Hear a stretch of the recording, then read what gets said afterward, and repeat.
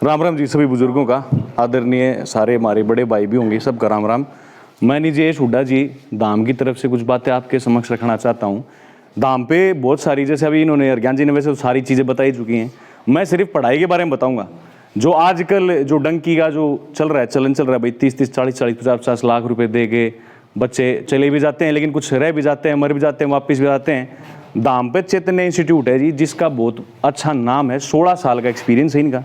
और ये IELTS PT टॉफल study visa ये सारी चीज़ें करा के ये बच्चे को पढ़ा के उनका एग्जाम करके करा के यूनिवर्सिटी में एडमिशन कराते हैं।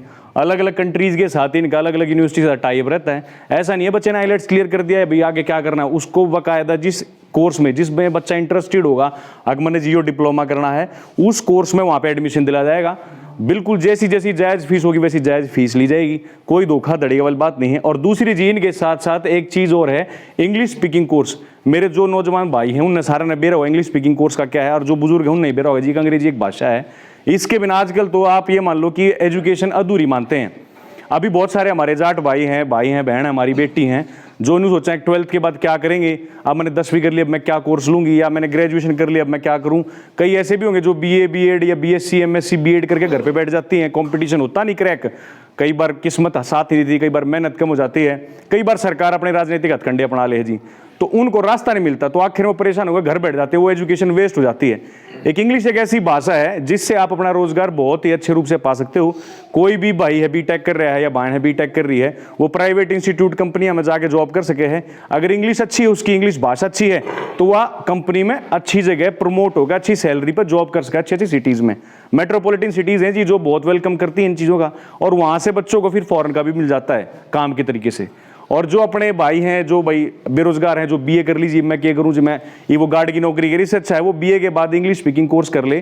किसी भी स्कूल में क्लर्क से लेके PN से लेके टीचर तक इंग्लिश अगर आती है ना, तो कोई भी स्कूल उसको रोजगार समान 20-25 हज़ार रुपये सैलरी पर रख लेता है। मैं खुद जी टीचर रहा हूँ, मुझे मालूम है इंग्लिश के अंदर अगर आपका इंटरव्यू होता है तो आपको इंग्लिश भाषा का बोलना पड़ता है। इंग्लिश भाषा का आज उतना ही महत्व है जितना कि हमारी हिंदी भाषा का। अभी सारे समाज के भाई हैं, हमारे बुजुर्ग हैं जो पहले क्या करते जी हमारी जाटू भाषा है हम कैसे छोड़ें, हमारा टच नहीं आता है, तो वहाँ जी धाम के अंदर जो है वहाँ पे पर्सनैलिटी डेवलपमेंट भी कराई जाएगी। पर्सनैलिटी डेवलपमेंट में ये है जी कि बच्चा उठना बैठना चलना बोलना कैसे सीखता है, सब कुछ सिखाया जाएगा, जिससे उस बच्चे के आगे करियर में डेवलपमेंट आएगी जी। वहाँ पे जैसे अर्ज्ञान जी ने तो, मलिक साहब ने तो वैसे सब कुछ बता दिया, अच्छे अच्छे इंस्टीट्यूट्स, कोचिंग इंस्टीट्यूट्स, गाइडेंस देने का भी काम होगा वहाँ पे। जो रिटायर्ड अधिकारी हैं, कोई एग्रीकल्चर डिपार्टमेंट से है, कोई लॉ डिपार्टमेंट से है, कोई पुलिस फोर्स से हैं, कोई फौज से आएंगे, तो वो करियर भी बताएंगे वहाँ पे आके। वहाँ पे ऐसा करियर गाइडेंस भी देने का प्रावधान है। तो सारे जितने रिटायर्ड हैं, समाज सेवी हैं, जो भी हैं, जो आगे बढ़ चढ़ गाँव हैं, तो ऐसे कोई धोखाधड़ी वाला काम नहीं होगा। बिल्कुल बच्चे को अच्छे से शिक्षा मिलेगी और कम दाम में मिलेगी। मुखर्जी नगर की बात की थी, वहाँ पे तो जी बहुत फीस भी अलग है, खाना पीना अलग है, रहना भी है। वहाँ पे तो जी रहने का तो मैं ना लो भीड़ी भीड़ी गाड़ है, उन मदर रसोईया में रखा बाड़का ने, उनके भी 7-7, 8 हज़ार रुपये हैं। तो धाम छोटूराम धाम ऐसी जगह पे खुला इन्वायरमेंट है जहाँ पे आसपास एजुकेशनल इंस्टीट्यूशन ऐसा नहीं है जो कि बच्चों को धोखाधड़ी से और इन लाभ लोलच से बचाएगा। और बाकी जी इंग्लिश भाषा का भी प्रारूप है। मैं तो यही दरख्वास्त करूंगा कि आप सभी इस बात को समझें और अपने समाज में अपने बहन बेटी हैं जो उन्हें गाइडेंस देवांगे हम भी, और पूरा साथ रहेगा, सारे आला अधिकारियों का भी रहेगा, और आगे उनको करियर में अच्छी उड़ान मिलेगी, ये हमारा वादा है जी।